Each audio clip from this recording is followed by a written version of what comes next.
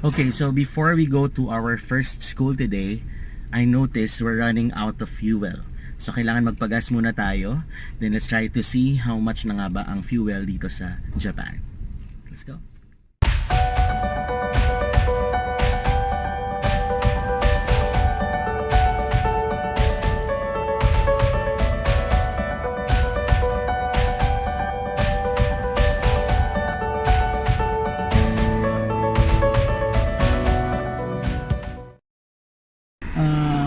Mantande, regular,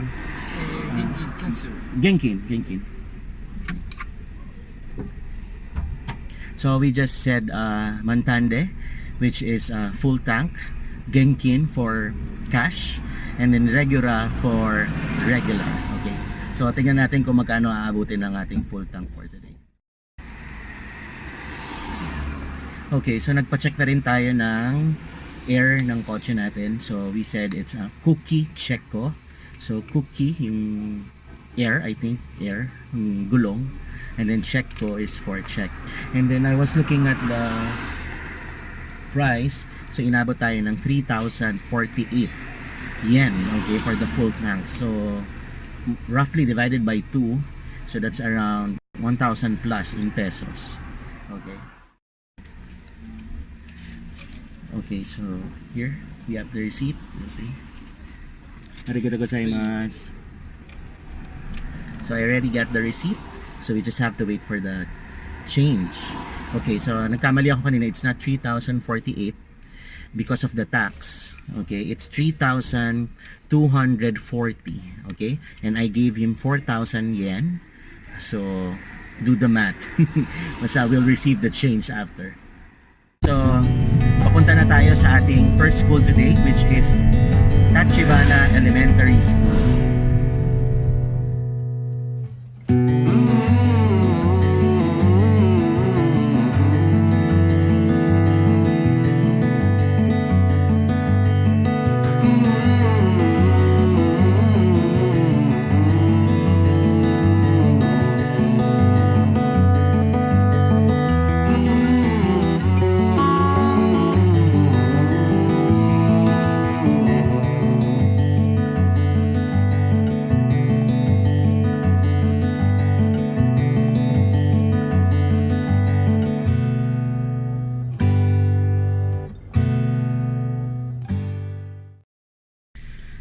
Okay, so we have now arrived here in Tachibana Elementary School, and I'll be teaching grades 3, 4, 5, and 6. So I'll give you an update later on what lessons we have discussed. See ya!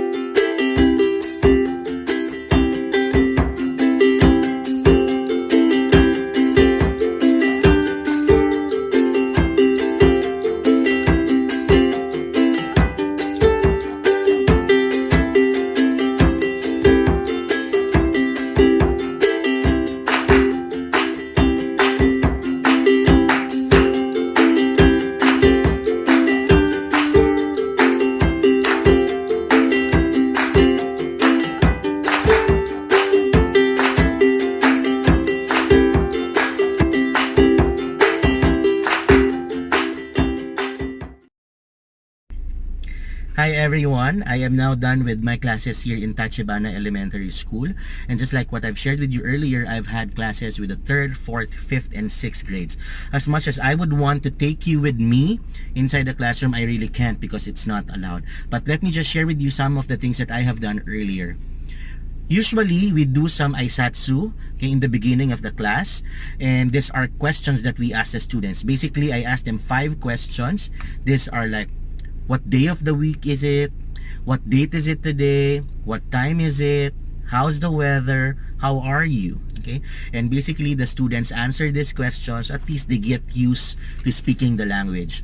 Then for the third grade earlier, our lesson was more on the expression, what do you like?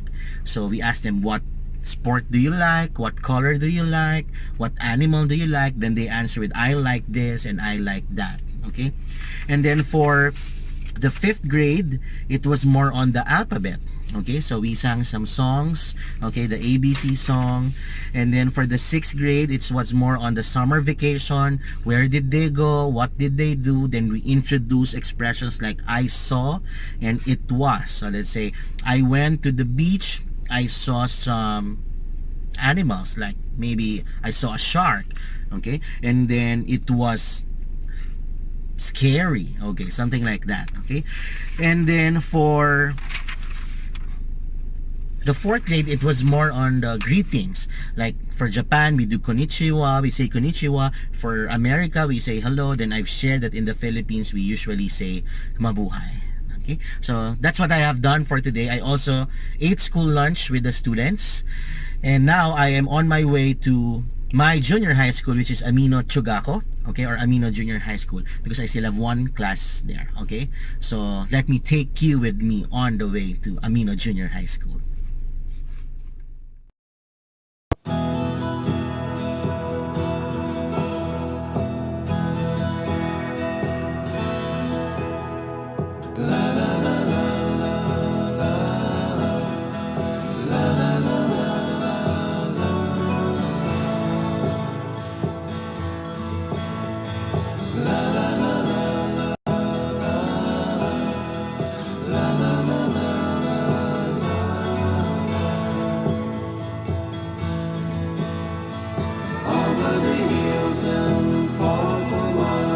She's waiting for love to be realized. I'll send her my heart covered as a gift, and hope that you'll take it into her side. La la la la la la la la la la.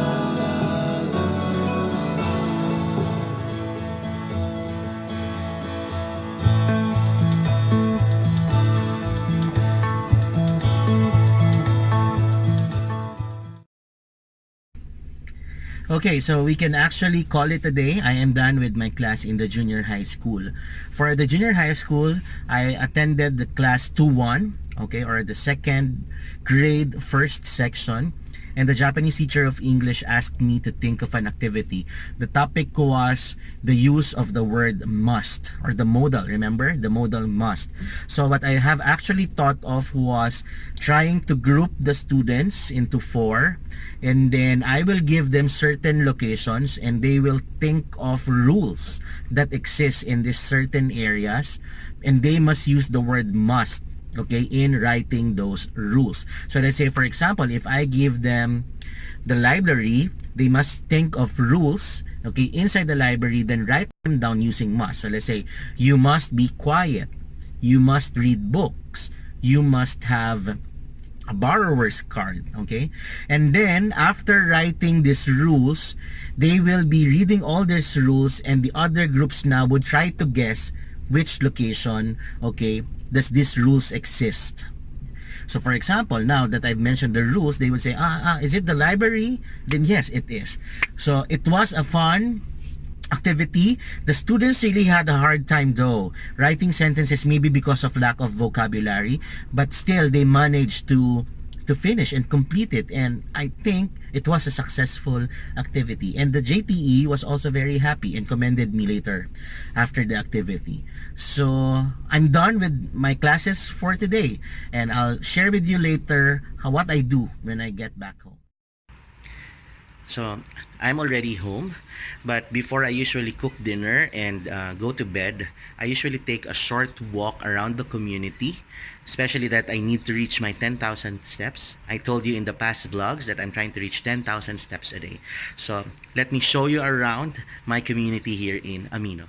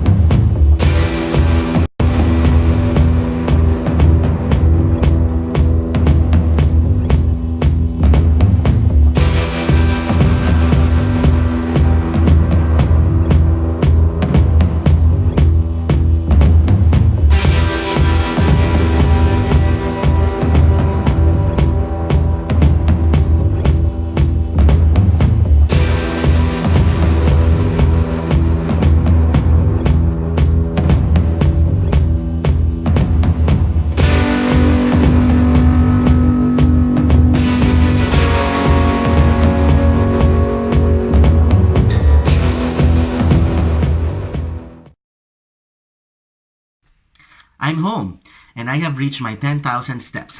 Yes. So that's how my day goes. I usually wake up at 6 in the morning and my work starts at 8:30 and ends at 4:15.